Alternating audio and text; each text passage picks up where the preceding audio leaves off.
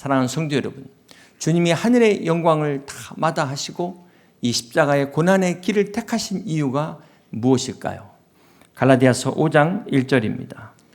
그리스도께서 우리를 자유롭게 하려고 자유를 주셨으니. 그렇습니다. 바로 우리의 자유를 위해서 주님께서 십자가의 길을 선택하셨습니다. 예수 그리스도의 십자가의 길은, 십자가의 사건은 인류를 죄와 사망으로부터 건져내기 위한 온 우주 역사상 전무후무한 우주적 해방의 사건이라고 이야기할 수 있습니다. 우리 예수님은 우리의 죄와 사망으로부터의 완전한 해방을 위하여 기꺼이 십자가를 담당하셨습니다. 주님께서 십자가를 통해 우리에게 주신 진정한 자유가 무엇인지 함께 생각하면서 귀한 은혜를 나누고자 합니다.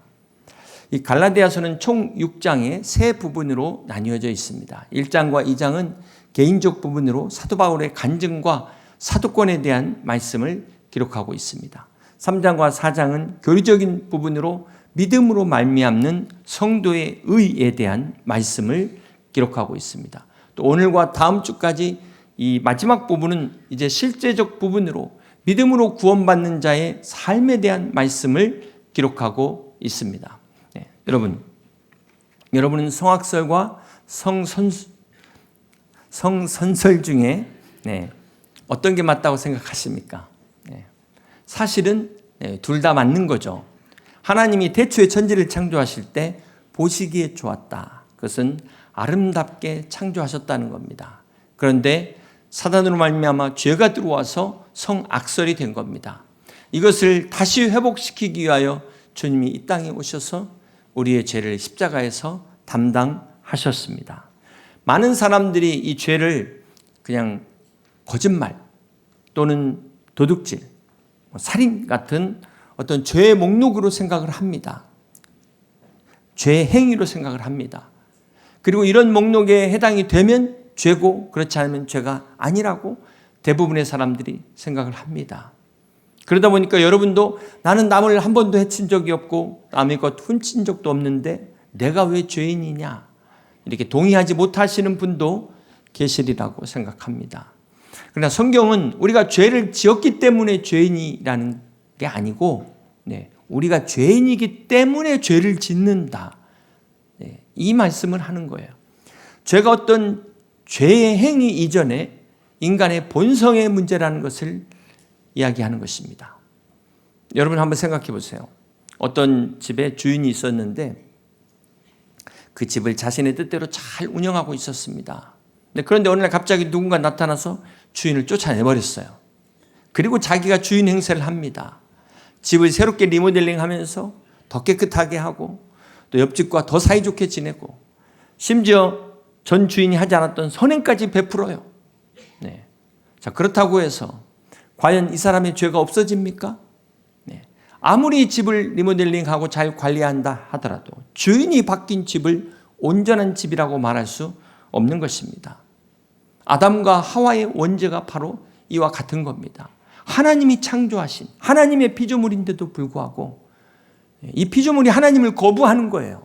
자기가 자기 인생의 주인이라고 주장하는 것. 이게 바로 원죄라는 것입니다. 여러분 원죄를 무슨 어떤 선악과냐 어떤 사과냐 이게 아니라 원죄의 본질은 죄악된 나쁜 행동에 있는 게 아니라 바로 인간이 아무리 선을 베풀고 착하게 살아도 하나님 없이 내가 스스로 주인이라는 것. 이게 바로 죄의 근본입니다. 성경이 말하는 죄는 행위의 문제가 아니고 그보다 더 깊은 존재 자체의 문제라는 것입니다. 그래서 성경이 로마서 3장 23절에 모든 사람이 죄를 범하였음에 하나님의 영광에 이르지 못했다고 말씀하고 있는 것입니다. 예외가 없어요. 어느 누구도 예외가 없습니다. 그러므로 사랑하는 성도 여러분, 복음의 시작은 내 안에 이 죄성을 깨닫는 데서부터 시작됩니다. 갈라디아서 5장 1절입니다. 그리스도께서 우리를 자유롭게 하려고 자유를 주셨으니 그러므로 굳건하게 서서 다시는 종의 멍에를 매지 말라. 지금 자유하면 여기 지금 여러분이 다 각자 자기가 생각하는 자유의 개념이 다른데요. 성경이 말씀하는 자유는 첫 번째 죄로부터의 자유입니다. 그리스도께서 주신 자유는 십자가에서 단번에 이루신 완벽한 완전한 자유입니다.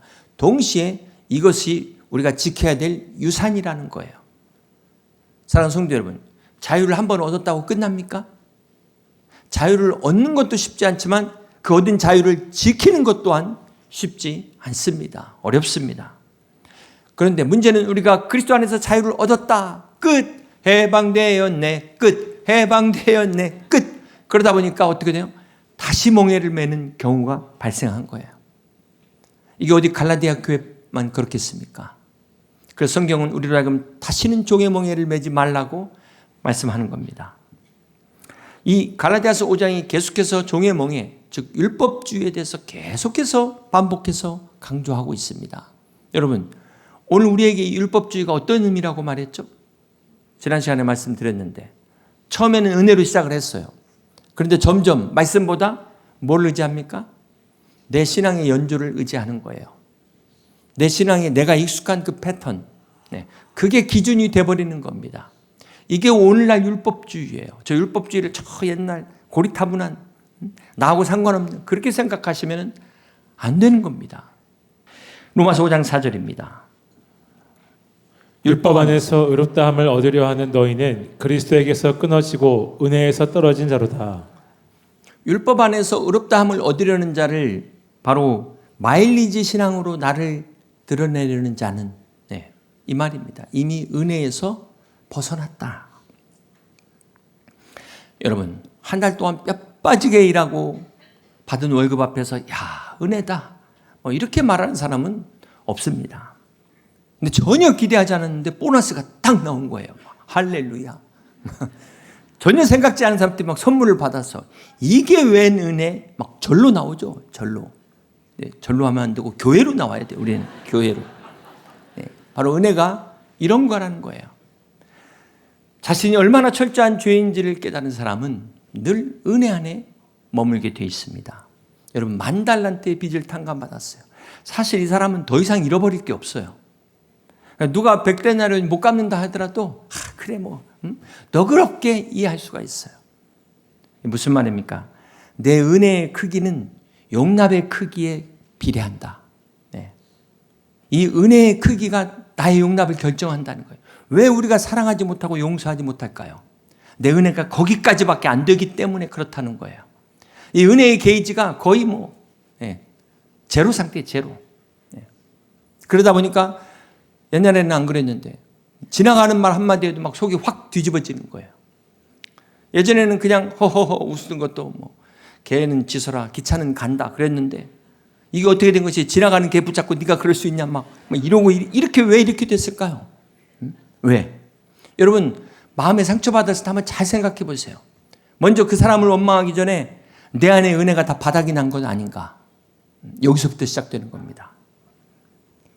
누구든지 이 은혜의 게이지가 낮아지면 나도 모르게 율법으로 돌아가요. 율법으로. 은혜가 식으면 잣대가 나오는 거예요. 예전에는 할렐루야 순종하겠습니다. 불러주셔서 영광입니다. 그러더니만 이제 계산기를 두드리는 거예요. 이렇게 하는 게 나을까? 여러분 어떻습니까? 갈라디아서 5장 7절입니다. 너희가 다름질을 잘하더니 누가 너희를 막아 진리를 순종하지 못하게 하더냐? 여러분 신앙생활 그렇게 처음에 뜨겁게 잘하셨는데 누가 여러분을 넘어뜨렸습니까? 누가 여러분을 주저앉혔습니까? 누가라고요? 사단, 마귀라는 거예요. 그러니까 보이는 사람하고 싸우지 말라는 거예요. 왜 교회 안에서 보이는 사람하고 싸웁니까? 그 배후에 보이지 않는 영적 악한 영이 있음을 기억하시기를 바랍니다. 악한 영과 싸울 수 있는 여러분 되시기를 바랍니다. 갈라디아서 5장 9절입니다. 적은 누룩이 온 덩어리에 퍼지느니라. 여기서 누룩은 율법주의자들이 퍼뜨린 거짓 교훈입니다. 이 거짓 교훈이 작은 건데도 그게 온 덩이를 한 사람을 막 무너뜨리고 그 한 사람이 공동체 전체를 무너뜨린다는 거예요. 여러분 이 누룩이라는 게 마치 암처럼 소리 없이 번집니다. 그래서 더 위험한 거예요. 이 누룩이 위험한 거는 빵을 막 부풀리잖아요. 빵을. 그런 것처럼 내 믿음을 부풀려요. 내 헌신을 부풀립니다. 소리 없이 뻥튀기 하는 거예요. 이만큼 한 것 같고 내가 이만큼 했는데 내 연조가 막 이만큼 되는데 뻥튀기처럼 부풀려가지고 십자가가 설 자리가 없어요. 그나마 서 있는 십자가가 뽑아져 버리는 거예요. 그래서 갈라디아서 5장 11절이 이렇게 말씀합니다. 형제들아 내가 지금까지 할례를 전한다면 어찌하여 지금까지 박해를 받으리요 그리하였으면 십자가의 걸림돌이 제거되었으리니. 이 걸림돌이 스칸달론, 여기서 스캔들이 나왔죠. 네. 십자가의 걸림돌이 제거되었으니 무슨 말입니까? 복음이 변질되어 세상과 타협한 것을 지금 반어법으로 표현한 겁니다. 여러분, 사도 바울이 율법과 만약 타협했다면 박해받을 일이 없겠죠? 그건 복음이 아니라는 거예요. 우리가 세상과 타협하면 세상이 우리를 미워할 이유가 없습니다. 그러나 그건 이미 복음이 아니라는 거예요. 여기서 십자가의 걸림돌이 무엇을 말할까요? 십자가가 걸림돌이라는 게 뭘 말할까요? 민수기 21장에 보면 이스라엘 백성들이 광야에서 불뱀에 물려 다 죽게 됐을 때 하나님께서 모세에게 처방을 내립니다. 그 처방이 장대에다가 구리 놋뱀을 매달아서 그걸 보게 해라. 그러면 다 살리라. 아니 지금 이 독이 몸에 퍼지고 있는데 쳐다보기만 하면 된다는 게 이게 말이 됩니까? 여러분 믿어지세요? 이게 십자가라는 거예요. 이게 십자가. 이 장대에 매달린 그 뱀이 우리의 죄를 상징하는 것이고 또 예수 그리스도의 십자가를 상징하는 건데 십자가 자체가 우리가 할 수 있는 게 아무것도 없다는 거예요. 그냥 바라보고 믿는 것밖에 할 게 없어요. 그런데 믿음이 없는 사람에게는 이 십자가가 걸림돌이 된다는 겁니다. 차라리 어디 산에 가서 뭐 나무뿌리 하나를 뽑아오든지 아니면 이번 20일의 새벽기도 하루도 빠지지 말라고 하든지 그러면 구원받는다. 그러면 좋겠는데 그냥 믿으라는 거예요. 믿으라는 거. 근데 문제는 믿어지지가 않는다는 겁니다. 이게 바로 십자가가 걸림돌이 된 겁니다. 1999년 대한민국을 2년 넘게 뒤흔들었던 탈주범, 이 신창원이 다시 검거돼 가지고 구치소에 들어왔습니다. 이때 김하원이라는 그 어떤 성도가 책을 보내면서 편지를 썼어요. 이 편지에 이 신창원이 이런 답장을 보냈습니다. 저도 예수님을 모시고 싶습니다. 그러나 죽어 마땅한 죄인이 기도만 한다고 천국에 갈 수 있다면 그건 잘못된 것이죠. 예수님 말씀대로 살면서 행동으로 죗값을 조금이나마 갚고 싶습니다. 자, 이렇게 대부분의 사람들이 내가 뭔가를 해야만 죗값을 갚는다 생각하는 거예요. 이게 십자가의 걸림돌이라는 것입니다. 이 편지를 받은 이 김하원 성도가 이렇게 다시 답을 했다고 합니다. 예수님께서 십자가에 달리실 때 그 옆에 함께 있던 강도가 무슨 선행을 했습니까? 오직 예수님께 대한 믿음으로 그는 낙원에 갔습니다. 큰 죄를 지어 십자가에서 죽어가고 있는 선행을 하고 싶어도 할 수 없는 죄인도 오직 예수님을 믿을 때 구원을 얻습니다. 그렇습니다. 사랑하는 성도 여러분, 십자가가 나를 증명하려는 순간 걸림돌이 되지만 나를 내려놓는 순간 디딤돌이 됩니다. 그러므로 온전한 믿음 안에서 주님의 십자가가 걸림돌이 아닌 디딤돌이 되어 그리스도 예수 안에 진정한 자유를 맛보시고 누리시기를 주님의 이름으로 축복합니다. 사랑하는 성도 여러분, 우리가 그리스도 안에서 자유를 누릴 때 반드시 기억해야 될 것이 있습니다. 갈라디아서 5장 13절입니다. 형제들아 너희가 자유를 위하여 부르심을 입었으나 그러나 그 자유로 육체의 기회를 삼지 말고 오직 사랑으로 서로 종노릇하라. 많은 사람들이 율법에서 해방됐다니까 이제는 내 마음대로 살아도 된다 이렇게 착각한다는 거예요. 이 복음이 내 마음대로 사는 자유가 아니라 죄 짓지 않을 자유, 하나님의 뜻대로 살 자유를 말하는 거예요. 오늘 우리가 율법의 멍에를 벗었다고 해서 다시 육체의 정욕을 채우게 되면은 어떻게 될까요? 복음을 다시 누룩으로 부패시키게 된다는 것입니다. 사랑하는 성도 여러분, 마귀는 우리의 신앙을 방해합니다. 우리가 자유하지 못하도록 방해합니다. 그런데 자유를 또 얻었어요. 그럼 어떻게 해요? 어떻게든 그 자유를 누리지 못하도록 끝까지 방해한다는 거예요. 너는 구원받았으니까 이제 네 마음대로 살아봐. 이건 마귀의 유혹이에요. 간혹 우리가 이 자유를 내가 죄짓고 양심의 가책을 덮는데 악용하는 사람들이 있습니다. 주님이 보실 때 얼마나 기가 찰까요? 이것을 갈라디아서 5장 13절이 말씀하고 있어요. 형제들아 너희가 자유를 위하여 부르심을 입었으나 그러나 그 자유로 육체의 기회를 삼지 말고 오직 사랑으로 서로 종노릇하라. 우리가 자유를 얻었으나 그러나 그 자유로 육체의 기회를 삼지 말고 다른 에너지로 바꾸라는 거예요. 다른 더 건강한 에너지로. 어떻게? 오직 사랑으로 서로 종노릇하라는 겁니다. 아니 언제는 종되지 말라면서. 이게 서로 종되라는 말씀 모순되는 것 같지 않습니까? 그러나 앞에 종과 뒤에 종은 전혀 다른 종이에요. 앞에 있는 종은 두려움에 떠는 종입니다. 율법의 잣대 앞에서 하나님 앞에 인정받아야 된다는 이 강박관념, 불안 두려움 속에서 편할 날이 없어요. 전전긍긍하는 진정한 자유를 모르는 종입니다. 기쁨이 뭔지를 몰라요. 그러나 이 다른 종은 어떤 종일까요? 스스로 사랑으로 선택한 종입니다.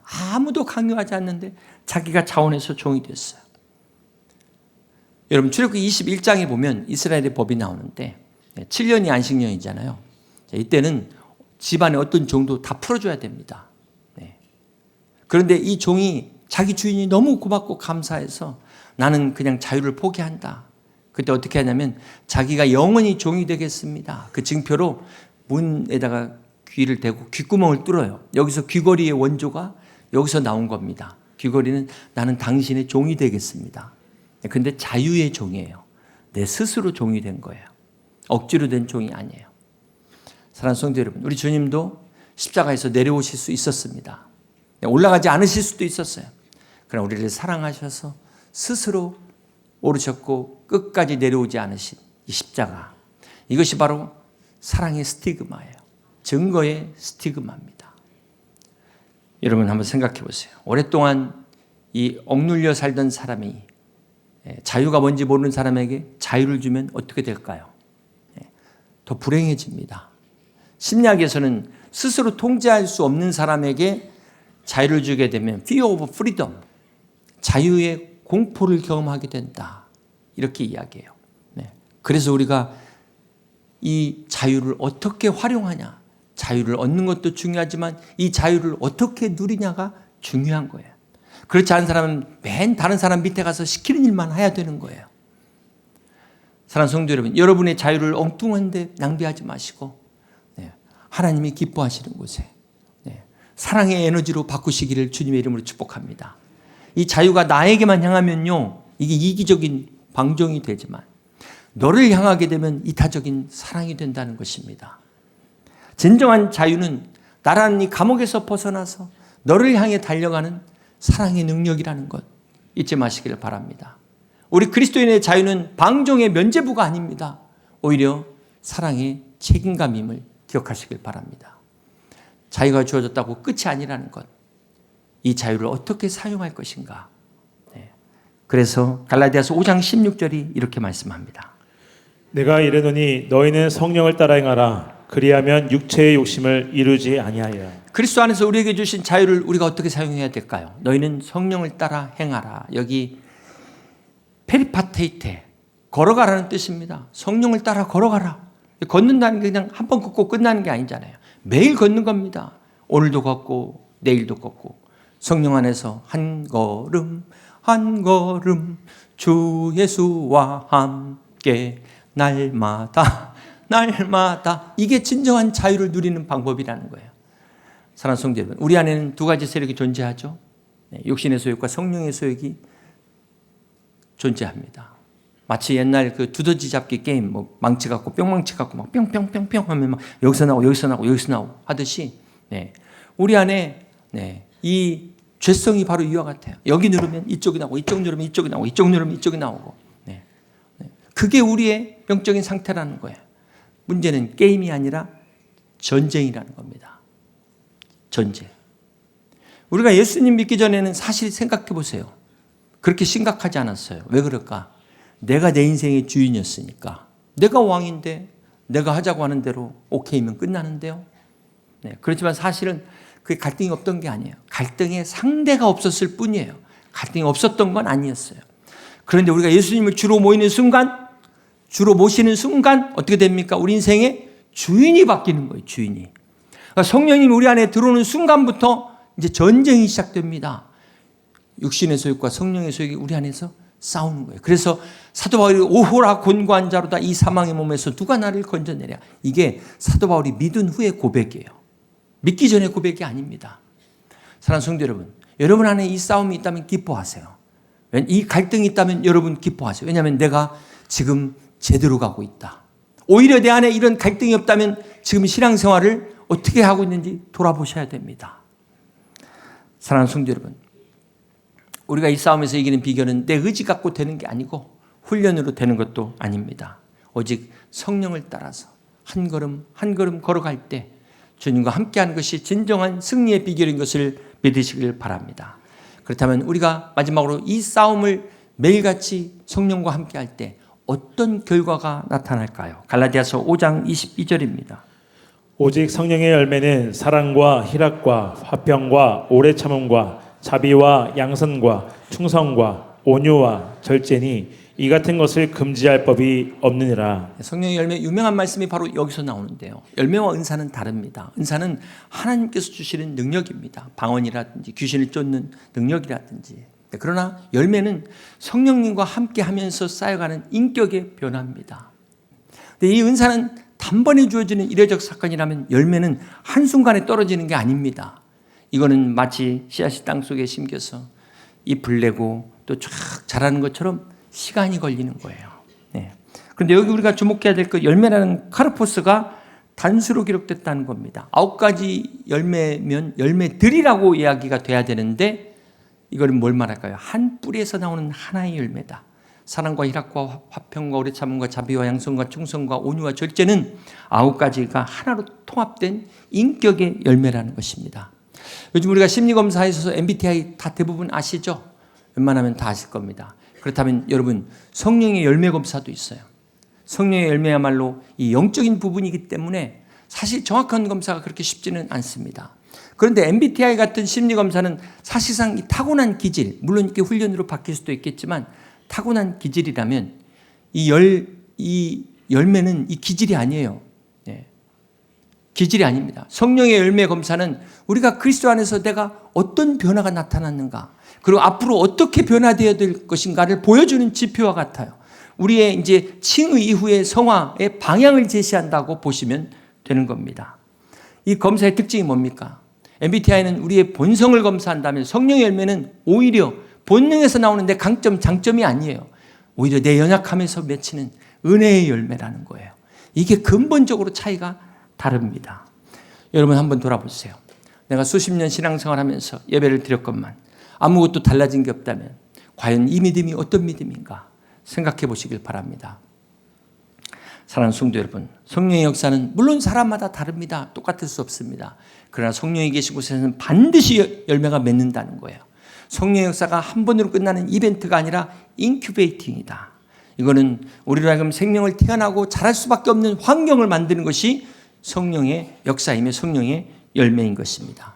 이제 말씀을 정리합니다. 우리에게 필요한 것은 새로운 자유가 아니고 이미 주어진 자유가 내 것임을, 어떤 자유인가를 깨닫는 믿음입니다. 복음이 우리에게 주는 2가지 자유 정리하겠습니다. 첫 번째, 정죄의 자유입니다. 이미 그리스도의 십자가로 의롭다 하심을 받았기에 우리는 모든 정죄로부터 자유케 된 것입니다.